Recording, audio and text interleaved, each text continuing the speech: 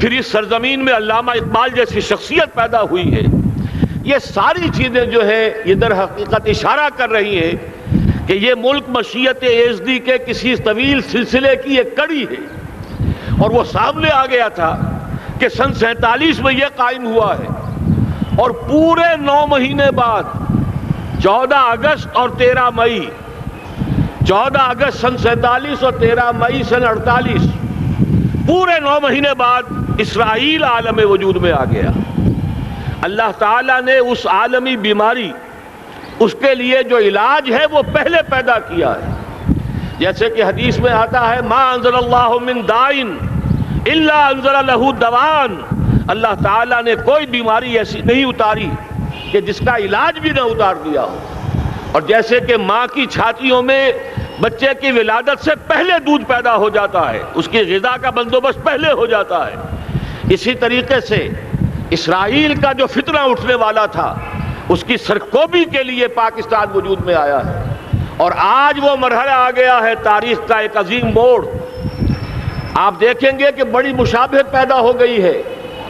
ایک طرف بظاہر امریکہ کی مرضی کے خلاف اسرائیلی وزیر اعظم نتن یاہو وہ بڑا ایک غرور کا اور بڑے تکبر کا مظاہرہ کر رہا ہے، اور وہ پورا پیس پروسیس جس پر نہ معلوم کتنا وقت صرف ہوا تھا، کتنی محنتیں ہوئی تھیں، کتنے راؤنڈز آف ٹاکس ہوئے تھے، کبھی واشنگٹن میں ہوئے ہیں، کبھی اوسلو طرز کا کوئی معاہدہ ہوا ہے، کبھی پھر اور اس کے بعد پیشی ہوئی تھی میڈرڈ کے اندر بھی، لیکن وہ سارا پیس پروسیس جو ہے اس کی دھجیاں کر رہا ہے.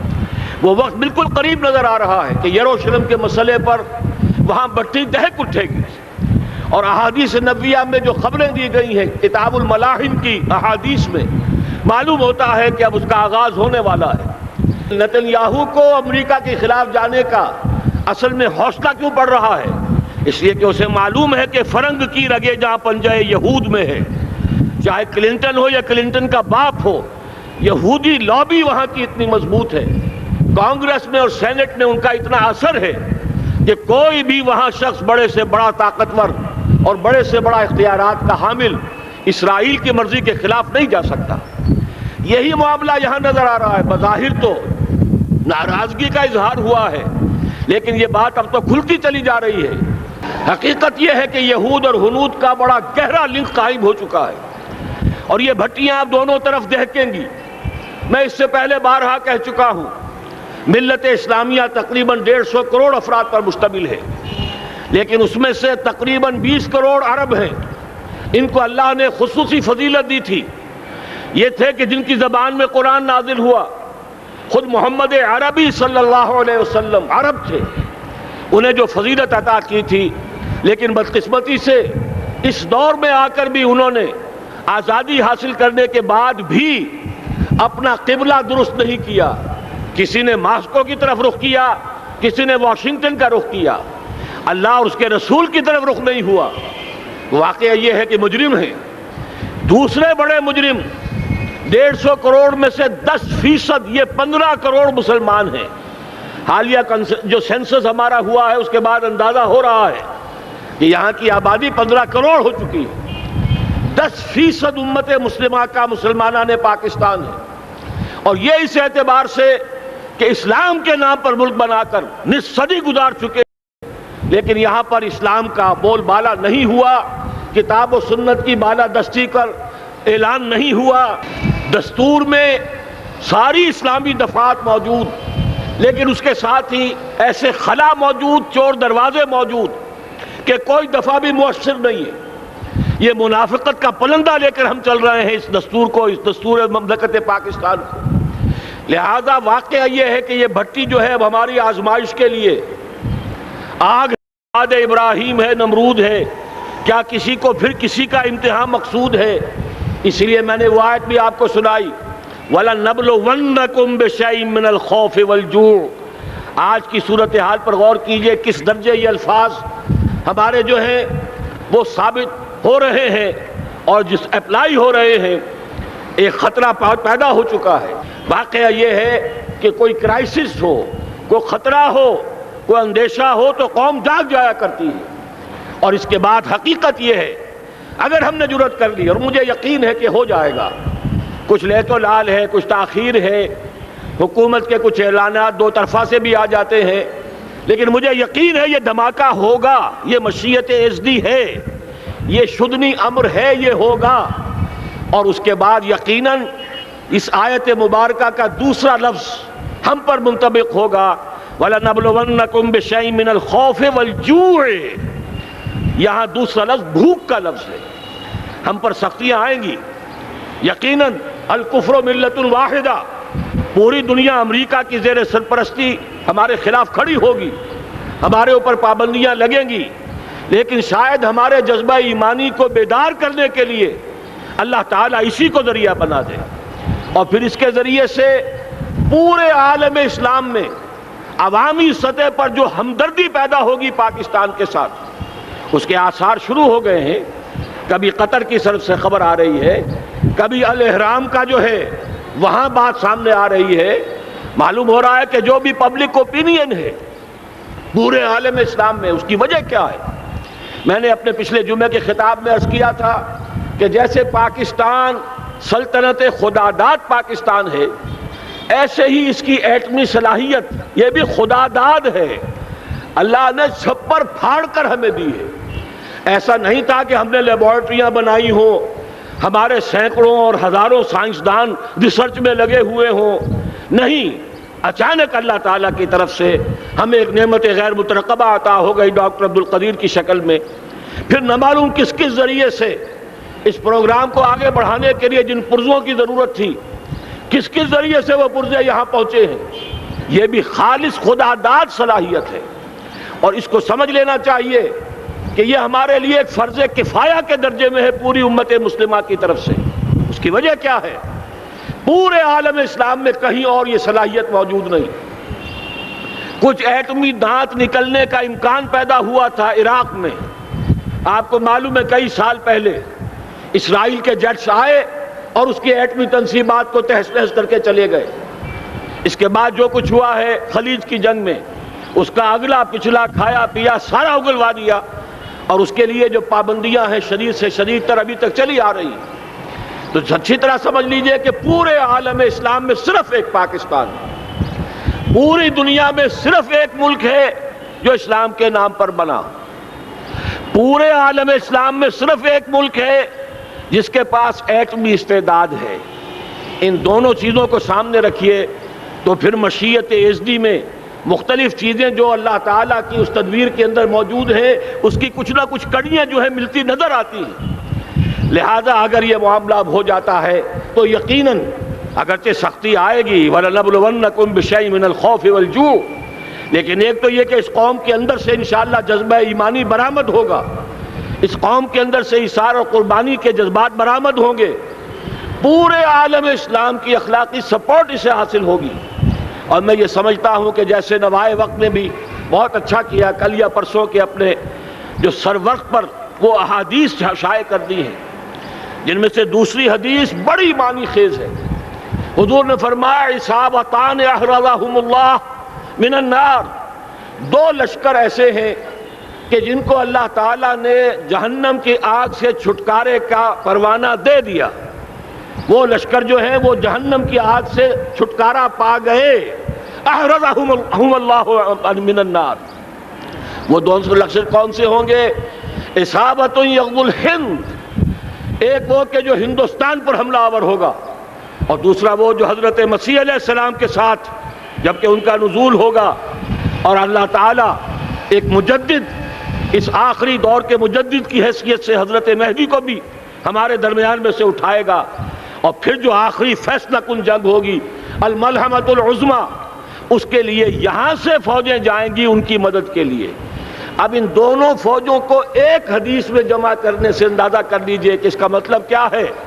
یہ علاقہ پاکستان اور اس سے ملحق افغانستان، یہ علاقہ ہے کہ جو اسلام کا گہوارہ پہلے بنے گا، یہاں سے فوجیں جائیں گی، اور دائیں بھی اور بائیں بھی، مشرق میں بھی اور مغرب میں بھی، اور یہیں سے انشاءاللہ تعالی اسلام کا جو عالمی غلبے کا جو وعدہ ہے اللہ کا، کی خبر دی ہے محمد الرسول اللہ صلی اللہ علیہ وسلم نے۔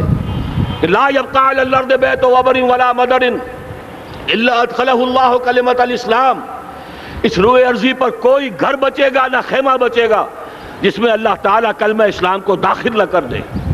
وہ حدیث کے جس کے بارے میں فرمایا گیا، حضور نے ارشاد فرمایا، حضرت ثوبان سے روایت ہے کہ اللہ تعالیٰ نے میرے لیے ساری زمین کو سمیٹ دیا۔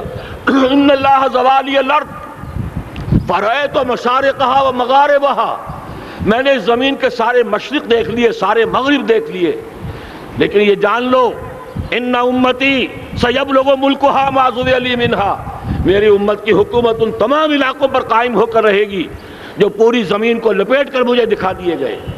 یہ وعدہ پورا ہونا ہے، اور اس وعدے کا نقطہ آغاز یہی سرزمین، اور جیسا کہ ہمیں افغانستان میں آثار نظر آ رہے ہیں، ایک خالص دینی مذہبی حکومت قائم ہو چکی ہے۔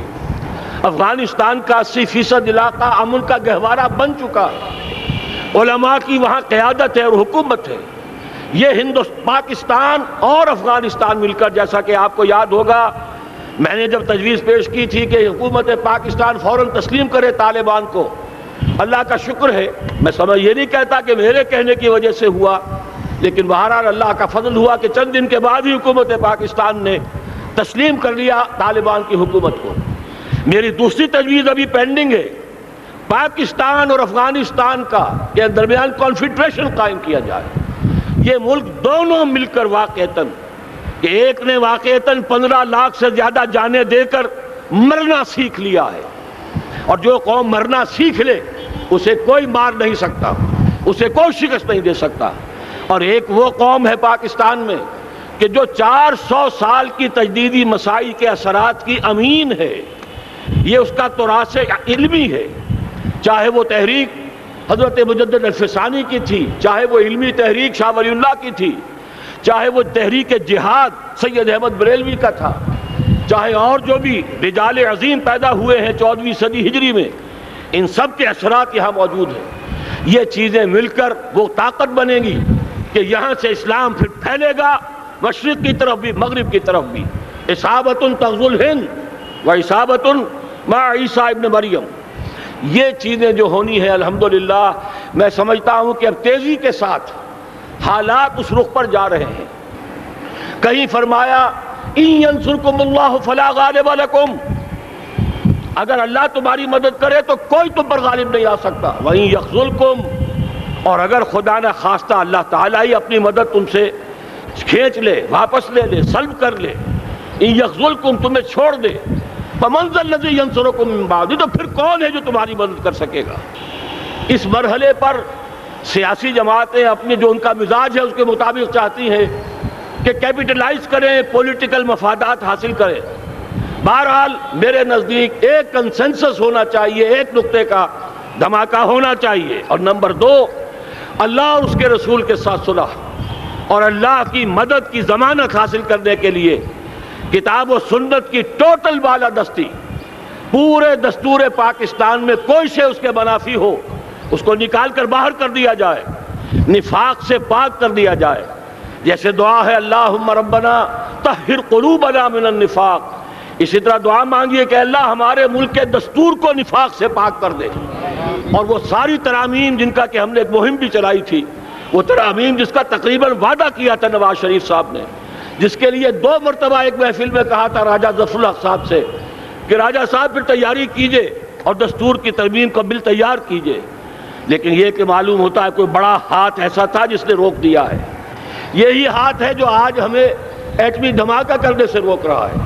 ہمیں چاہیے کہ یہ دونوں دھماکے بیک وقت کریں، اور ان دونوں دھماکوں کے بعد پھر چاہے دنیا کی کوئی طاقت ہماری دشمن بن جائے، ہمارے لیے اللہ تعالیٰ کی مدد و نصرت ہوگی۔ وَلَنَبْلُوَنَّكُمْ بِشَيْءٍ مِّنَ الْخَوْفِ وَالْجُوعِ وَنَقْصٍ مِّنَ الْأَمْوَالِ وَالْأَنفُسِ وَالثَّمَرَاتِ وَبَشِّرِ الصَّابِرِينَ الذین اذا اصابتهم مصیبۃ قالوا انا للہ وانا الیہ راجعون۔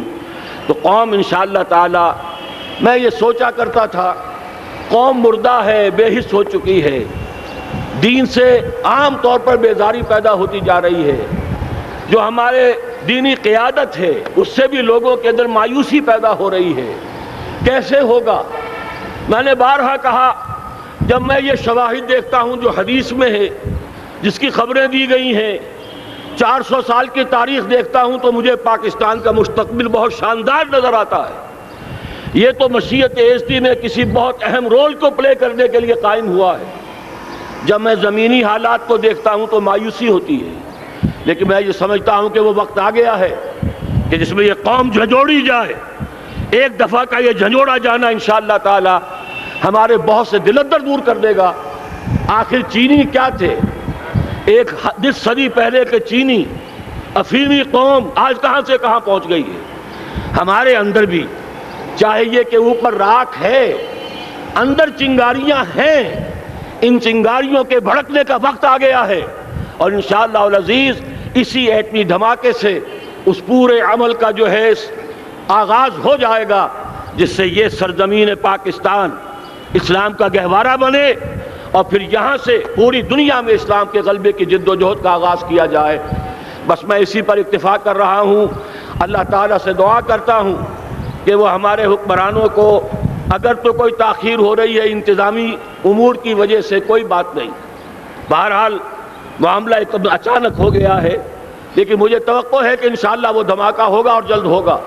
اگر کوئی تذبذب ہے تو ہم اللہ تعالیٰ سے دعا کریں گے وہ نواز شریف صاحب کے دل کو پھیر دے اور اس کے اندر استقامت پیدا کر دے، اور دوسرے یہاں کی سیاسی جماعتوں کو بھی یہ توفیق دے کہ کوئی اور سیاسی مسئلہ اس وقت نہ اٹھائیں، اور جو بھی یہاں پہ مذہبی اور دینی عناصر ہیں انہیں اللہ توفیق دے کہ وہ اس دھماکے کا مطالبہ کرنے کے ساتھ ساتھ، بلکہ میں یہ سمجھتا ہوں کہ اس سے بھی زیادہ زوردار انداز میں دستور پاکستان سے منافقت کے خاتمے اور کتاب و سنت کو سپریم لا قرار دینے کی ترمیم جو ہے اس کا دھماکہ بھی کیا جائے۔